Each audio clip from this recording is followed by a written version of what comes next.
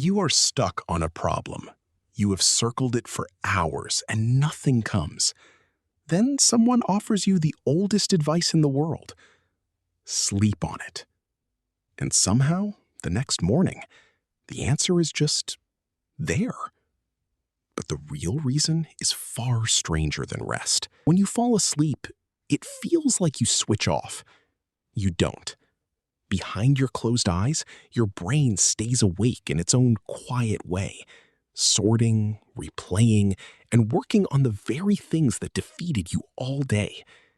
And every so often, it hands one of those things back to you in the shape of a dream. Not a random one, a solution. This is not a metaphor. It is history.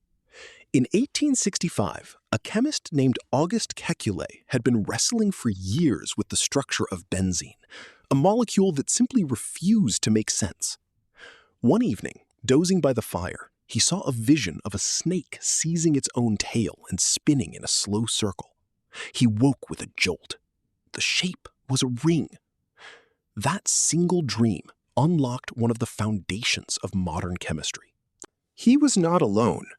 Around the same era, an inventor named Elias Howe was trying to build the first working sewing machine, and he was stuck on one maddening detail: where to put the hole in the needle. As the story is told, he dreamed he had been captured by warriors carrying spears, and he noticed that each spearhead had a small eye-shaped hole near its tip. He woke knowing the answer. Move the eye of the needle from the top down to the point. That dream stitched the modern world together. Why would the sleeping mind solve what the waking mind could not? Consider Dmitri Mendeleev. He had spent years trying to force the chemical elements into some hidden order, exhausting himself on the puzzle. He fell asleep and later said that in his dream he saw all the elements drop neatly into place in a table. He woke and wrote it down. Today, we call it the periodic table, and it hangs on the wall of nearly every science classroom on Earth. Then there is Otto Loewy, a scientist haunted by a question he could not test. Did nerves speak to the body using chemicals? One night, he dreamed the exact experiment that would prove it. He scribbled it down half asleep, and in the morning could not read his own handwriting. The next night, mercifully, the dream returned. This time, he got up at once and ran it.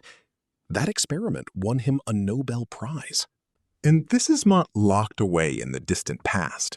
A young man named Larry Page once dreamed that he had downloaded the entire web onto a set of computers and could map how every page linked to every other.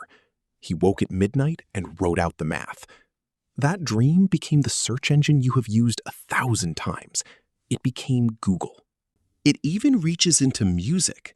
Paul McCartney woke one morning with a complete melody playing in his head, so fully formed that he was certain he must have stolen it from someone else.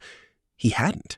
The song was Yesterday, one of the most recorded pieces of music in history, delivered to him whole in his sleep. So what is actually happening in there? For a long time, science waved all of this away as coincidence. Then researchers began testing it.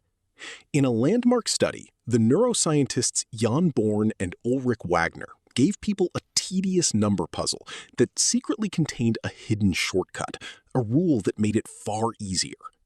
The people allowed to sleep before trying again were more than twice as likely to suddenly grasp that rule. Sleep did not merely rest them, it revealed something they had stared straight at and missed. The Harvard psychologist Deirdre Barrett went further. She asked people to focus on a real problem right before bed, night after night. A striking number of them dreamed their way toward an answer. Other researchers, like Robert Stickgold, have watched the sleeping brain replay the day and weave fresh, distant connections, linking ideas that your tidy, rule-bound waking mind would never have dared to combine. And that may be the whole secret.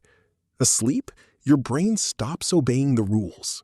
It loosens, it wanders, it connects the snake to the molecule, the spear to the needle, the web to a map. The waking you stands guard at the door. the sleeping you slips quietly around it. So the next time you are stuck and someone tells you to sleep on it, do not hear it as giving up. Hear it as clocking in. Because the smartest, strangest version of you does its best work in the dark, while you lie still and dream, quietly solving the things the daylight never could.